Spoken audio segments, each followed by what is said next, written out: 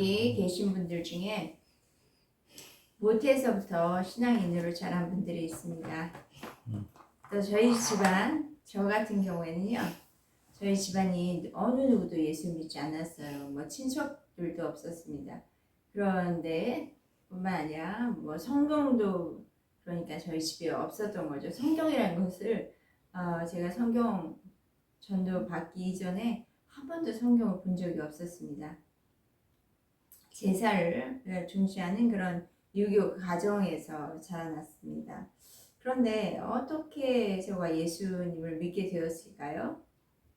예수님을 보고 예수님을 만났고 그들이 하는 증언하는 사람들이 있었기 때문입니다. 증언이란 예수님을 만났고 또 보았던 사람들의 간증이라고 할 수 있어요. 지금도 어떤 곳에서는 예수님에 대해서 알려지지 않는 그런 나라와 종족이 있습니다. 뭐 가까이에서 보면 북한도 그렇죠.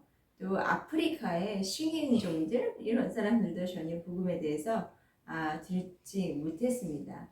그들에게 그런데 복음을 증언하기 위해서 순교의 자세로 나아가 예수님을 증언하는 선교사들이 있어요. 예수님을 증언하는 사람들의 그 발은 아름답습니다. 또 예수님을 간증하는 사람들의 입술은 매우 존귀하고 주의 영광으로 가득합니다. 오늘 우리가 방금 읽은 요한복음 1장 29절에서 42절까지 내용은 뭐 예수님을 증언함으로 말미암아 사람들이 주께 나와 또 제자가 되는 그런 장면이 나옵니다. 오늘의 주인공들은 어떻게 주를 간증했는지 보기를 원합니다. 자, 오늘 말씀에서 첫 번째 증인은 침례 요한입니다. 침례 요한은 예수님보다 6개월 전에 먼저 태어났어요.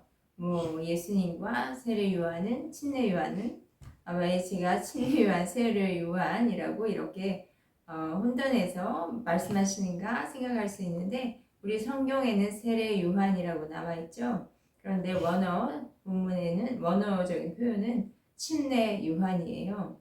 그래서 그 침례라는 것은 물속에 들어가서 완전히 새 사람 덧입고 자기는 물속에 빠져서 물에서 깨끗함을 받아서 나와서 새 사람이 되었다라는 것을 침례라고 하고, 세례라는 것은 그 침례에 대한 어느 정도 약식으로 세례라고 표현을 합니다. 그래서 오늘날 교회에서 세례식 하면은 물을 머리 위에 이렇게 뿌리면서 세례를 준다라고 표현을 하는데 원래는 그 침례로 행하는 것이 더 맞는 표현입니다.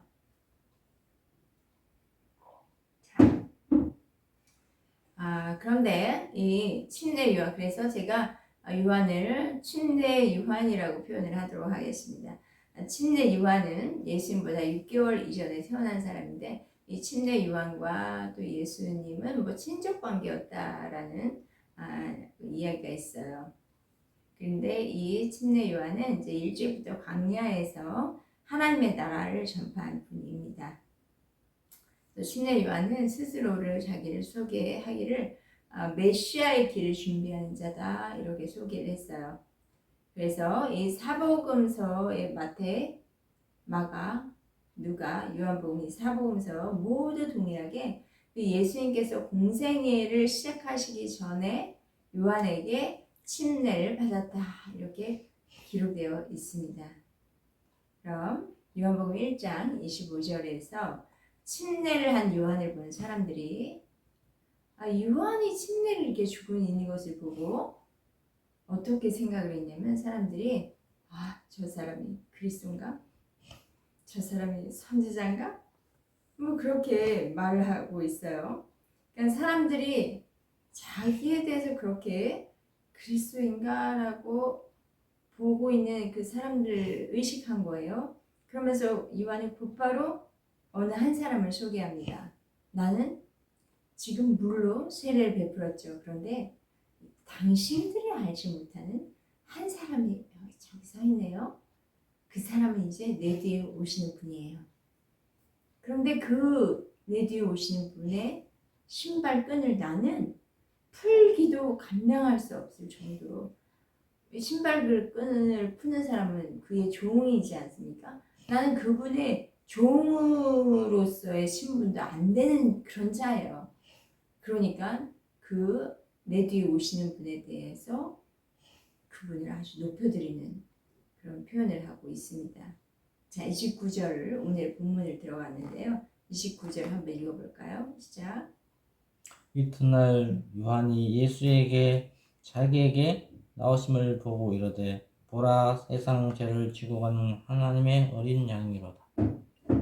내 자신의 뒤에 오신 분을 소개한 그 다음 날 요한은 그곳에 나타나신 예수님을 봅니다. 그리고 사람들에게 말해요. 지금 그가 나오셔요. 여러분 보세요. 그리고 예수님을 가리키면서 어떻게 소개하냐면 그는 세상 죄를 지고 가는 하나님의 어린 양입니다. 하나님의 어린 양. 하나님의 어린 양, 구약에서 하나님의 어린 양들 흠없고 점없는 그런 하나님의 어린 양을 속죄물로 바치라 이렇게 말씀하셨죠. 그 하나님의 어린 양이 바로 지금 나타나신 예수님인데 그 예수님은 하나님께서 사용하실 속죄 양이 됩니다. 이 속죄 양 누구를 위해서 이렇게 속죄를 해주시는가? 인간의 죄를 대신해서 속량해 주실 분이 바로 메시아 되시는 우리 주 예수 그리스도. 그것에 대한 예언은 이미 구약의 예언서 선지서에 많이 지금 말씀으로 예언되어 있습니다. 그 이사야서에서도 있는데 이사야서 고난 받으실 메시아인데 고난을 받으신다. 고난 받은 종으로 오신다. 그런 표현이 이사야서에 있어요. 그 중에 가장 이렇게 잘 알려져 있는 이사야서 54장 4절에서 6절 말씀이 있죠. 제가 한번 읽어볼까요? 모두 알고 계시는 말씀인데요. 그는 실로 우리의 질고를 지고 우리의 슬픔을 당하였거늘 우리는 생각하기를 그는 징벌받아 하나님께 맞으며 고난을 당한다 하였노라. 그가 찔르면 우리의 허물 때문이요 그가 상하면 우리의 죄악 때문이라. 그가 징계를 받으면 우리는 평화를 누리고 그가 채찍에 맞음으로 우리는 나음을 입받았도다. 우리는 다 양 같아서 그렇게 하여 각기 새 길로 갔거늘 여호와께서는 우리 모두의 죄악을 그에게 담당시키셨도다. 이게 하나님의 어린 양 되신 예수 그리스도께서 세상 죄를 지고 가시는 이유가 있어요. 세상 죄를 지고 흑암의 권세에 눌려서 영벌에 처할 그런 사람들을 죄인들을 구원하시기 위해서 독생자 예수 그리스도를 이 땅에 보내신 것입니다. 세례 요한, 지금 예수님보다 6개월 먼저 난 세례 요한. 지금까지 그도 예수님을 본 적이 없었고요. 잘 알지 못했어요. 아마 그도 예수님이 그 오실 주의 길을 예비해야 되는 자신의 사명은 알고 있었지만 그 예수님이 하실 사역에 대한 어떤 완전한 이해를 가지고 있었던 것 같지는 않습니다. 그죠? 그냥 당시 유대인들이 그 보편적으로 가지고 있었던 당시 구약에서부터 쭉 흘러나오면서 유대인들이 가지고 있던 보편적인 그 메시아 대망 사상에서는 그렇게 크게 벗어나지 않는 정도의 그런 기대 정도 가지고 있었을 그렇게 그 정도 가지고 있었을 것인데요. 그렇지만 그 세례 요한도 성령의 그 천사도 받고 성령의 음성을 듣는 사람이기 때문에 성령께서 주시는 그의 그 마음에 감동이 있어서 그의 믿음대로 이제 예수님이 나타나심을 이렇게 전한 것이죠. 그리고 그 예수님이 현재 나타나셔서 그냥 본대로 증언하고 있습니다. 30절 한번 읽어주시겠어요? 시작. 네가 전에 말하기를 내 뒤에 오는 사람이 있는데 나보다 앞선 것은 그가 나보다 먼저 계심이라 한 것이 이 사람을 가리킵니다. 네, 우리 세례 요한, 침례 요한은 예수보다 6개월 전에 태어났는데 지금 나보다 그분이 앞섰다라고 표현을 하고 있어요. 이 말의 의미가 무엇일까요? 요한보다 먼저 계신 분, 앞선 분이었다. 이런 말은 예수님이 요한보다 앞선 분, 예수님이 어떤 분이신가가 암시되어 있는 내용인데 그 예수님은 근본 하나님이시라는 것, 그것을 요한도 알고 있었던 거죠. 근본 하나님은 언제부터 계셨습니까? 영원 전부터 계신 분, 곧 창조주 하나님이시기 때문에 요한보다 먼저 계신 분이십니다. 그러므로 그 요한은 자신이 완전하게는 나보다 뒤에 오신 분 예수 그리스도 그분을 이해할 수는 없을지라도 그 정도는 성령님께서 알려주신 분 가운데 있기 때문에 그냥 성령님이 주신 말씀을 그대로 믿고 예수는 나보다 앞선 분이라 그렇게 증언을 합니다. 요한은 성령님께서 주신 지혜와 계시대로 믿고 전했습니다. 예수는 알파와 오메가이십니다. 그러니까 예수는 모든 만물보다 먼저 계신 분이며 영원한 분이십니다. 31절 한번 읽어볼까요? 시작. 나도 그를 알지 못하였으나 내가 와서 물로 세례를 베푸는 것은 그를 이스라엘에 나타내려 함이라 하니라. 네, 요한이 계속 그렇게 얘기해서 나도 그를 잘 알지 못해 이런 이야기를 하죠. 그런데 자기가 지금 물로 세례를 베푸는 것은 요단강에서 지금 물로 세례를 사람들에게 이렇게 베푸는 것은 그를 이스라엘, 그라는 건 예수 그리스도를 이스라엘에 지금 나타내려 함이니라. 그러니까 성령님이 하신 것을 자기는 다만 물로 세례를 주려고 해서 준 것이다. 순종하기 위해서. 그리고 그렇게 순종을 했을 때 그리스도를 이스라엘에 나타내게 된다. 그 믿음으로 지금 순종을 하고 있는 겁니다. 요한의 물 세례는 앞으로 오실 메시아를 세상에 나타내기 위함이었습니다. 32절 한번 읽어보겠습니다. 요한이 시작. 또 증언하여 이르되 내가 보매 성령이 비둘기같이 하늘로부터 내려와 그의 위에 머물렀더라. 네, 침례 요한은 다시 예수님에 대해서 증언하는데요. 이제 아까는 어떻게 증언했습니까? 예수님이 하나님의 아들, 어린 양. 어린 양. 네, 이렇게 또 하나님의 아들이다 증언했고요. 지금은 내가 보니까 성령이 비둘기같이 하늘로부터 내려오는데 그 위에 머물렀더라. 이렇게 증언합니다. 요한의 영의 눈으로 그것을 보았는지, 뭐 환상으로 보았는지, 아니면 실제로 보았는지, 성령이 하늘로부터 내려와서 비둘기같이 예수님 위에 살포시 머무는 것을 보았어요. 33절 한번 읽어보도록 하겠습니다. 시작. 나도 그를 알지 못하였으나 나를 보내어 물로 세례를 베풀라 하신 그 이가 나에게 말씀하시되 성령이 내려서 누구 위에든지 머무는 것을 보거든 그가 곧 성령으로 세례를 베푸는 이인 줄을 알라 하셨기에. 나도 그를 알지만 또 나도 그를 물어내고 여러 번 반복하고 있죠. 그러니까 그의 그가 하는 사고 안에는 그 예수님에 대한 이해는 전부 없었습니다. 그런데 성령이 그냥 알려주신 대로 그는 그렇게 했고 그렇게 보였고 그런 거예요.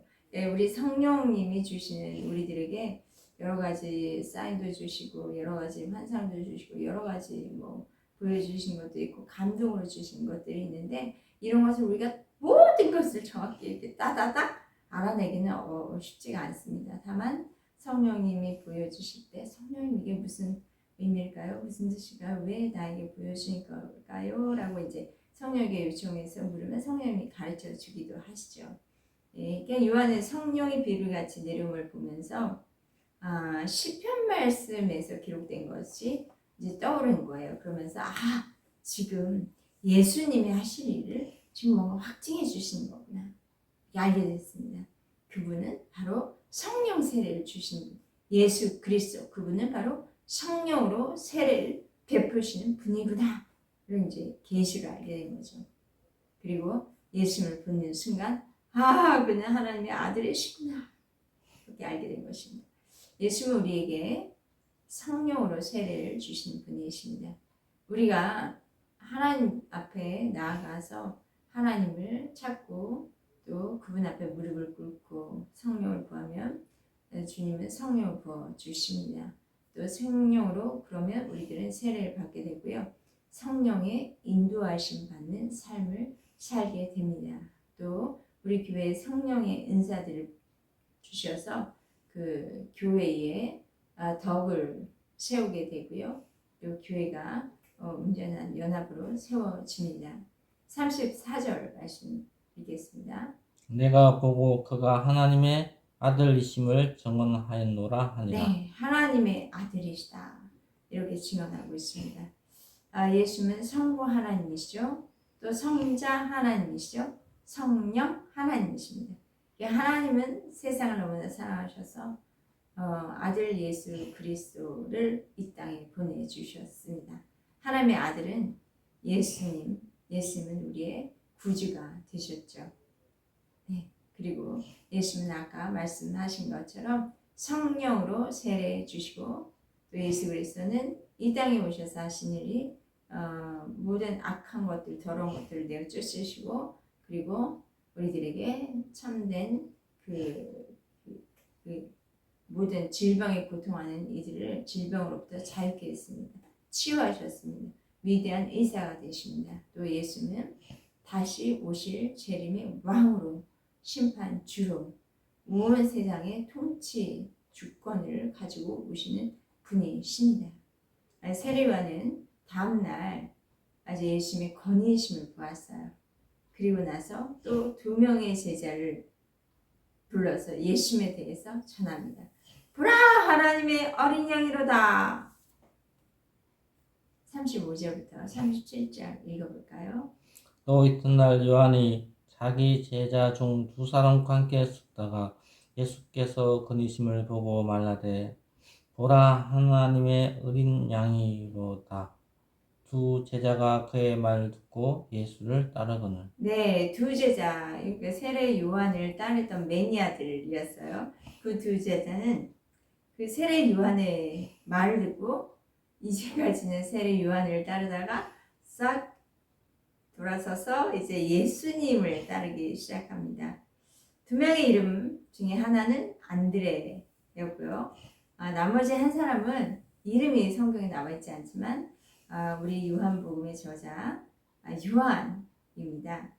요한은 이제 세례 요한은 자신을 따르는 제자들에게 이렇게 말한 것이 보라 하나님의 어린 양이다. 라면서 예수님을 소개시켜주고 따르도록 한 것. 이런 것은 세례 요한은 예수님을 알면서 자신을 이제 따르는 것이 아니라 예수님을 그들이 따르기를 원하기 때문에 이렇게 소개를 한 거죠. 우리가 누구의 전도를 받고 간증을 받고 그 사람에게 좋은 그런 호감을 갖게 돼서 교회를 혹시라도 나갔다면 이제 교회에서 최종적으로 알려주고 소개해줘야 될 분은 자기가 아니라 전도한 사람이 아니라 어떤 또 정말 후의로 받아준 그 어떤 그룹이 아니라 예수님을 바라봐야 돼요. 최종적인 목표. 우리가 최종적으로 바라봐야 할 분은 다 그 방향성 모두 예수님에게 있다는 것을 우리가 잊으면 안 되겠습니다. 그래서 이분이 능력이 있고 저분이 능력이 있고 이렇게 어떤 목사님 능력이 있고 너무 사랑이 많대.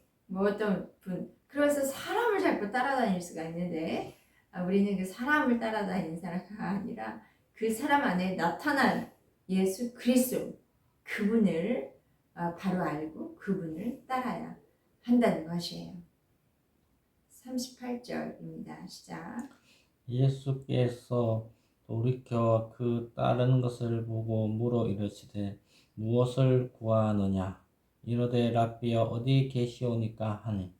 네, 제자들은 이제 랍비어 예수님에 대해서 구주여가 아니라 랍비어라고 호칭을 했는데요. 그 호칭으로 봐서 좋은 스승 정도로 예수님을 알고 있는 거죠. 그러니까 하나님의 아들로 그분을 아직 경험하지 못하고 있기 때문에 랍비어 정도로 우리도 뭐 성경 어떤 분은 성경 이럴 때 좋은 정말 좋은 책이지라고 해서 성경 말씀을 먼저 읽게 되지 않습니까? 근데 이제 성경 안에 있는 말씀이 곧 하나님이시라는 것을 나중에 이제 우리가 경험을 하게 되죠. 자, 어디 계시오니까? 라고 질문을 합니다. 어디 계시오니까? 라는 표현은요, 당시에 그 랍비에게 존경을 이렇게 표하는 말이기도 하고요. 또, 당신이 지금 계시는 곳에서 내가 좀 더 배우고 듣고 싶습니다. 뭐 이런 표현으로 사용된 문구라고 합니다. 39절 읽어보겠습니다. 예수께서 이르시되 와서 보라. 그러므로 그들이 가서 계신 데를 보고 그날 함께 가니 때가 10시쯤 되었다. 네, 와서 보라. 자, 예수는 미리 뭔가를 이렇게 다 이렇게 펼쳐서 설명해 주지 않으시고요. 예수님이 계신 곳으로 와서 보라. 와서 봐서 너가 경험하기만 한다. 이렇게 말씀하십니다. 자, 예수님은 우리들에게도 여기 계신 저와 여러분에게 와서 보라 초청하십니다. 내게로 와서 보라. 예수님을 알기 위해서 또 예수님 따라 그 인재하신 현장으로 우리도 달려가 보기를 바랍니다.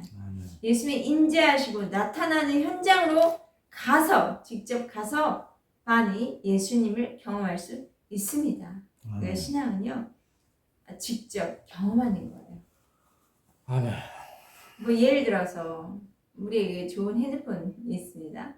그런데 그냥 소문만 듣고 핸드폰에 관한 좋은 홍보글들을 막 이렇게 읽었어요. 그런데 한번 진짜 만져보고 사용하고 경험해 보아야 실제로 내가 이 핸드폰에 대한 믿음을 갖게 되지 않습니까?